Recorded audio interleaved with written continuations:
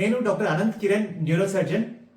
ఈరోజు world cancer awareness day సందర్భంగా brain tumour awareness గురించి నేను చెప్పదలుచుకున్నాను. బ్రెయిన్ ట్యూమర్ అనేది మెదడులో ట్యూమర్ అనేది బ్రెయిన్ లో వచ్చే కొన్ని గడ్డల వల్ల దానివల్ల కొన్ని లక్షణాలు వస్తాయి. అవి ఏంటంటే కంటిన్యూస్ గా హెడేక్ ఉండడము, తెల్లారితోనే వామిటింగ్స్ రావడము, చూపు మందగించడము, ఒక్కొక్కసారి మతిమరుపు రావటం, కొంతమందిలో ఫిట్స్ రావడం అంటే మూర్ఛ అంటారు కదా, మూర్ఛ రావటం, కొంతమందిలో చెయ్యి కాలు ప్రోగ్రెసివ్ గా మెల్లమెల్లిగా వీక్నెస్ రావటము జరుగుతూ ఉంటది.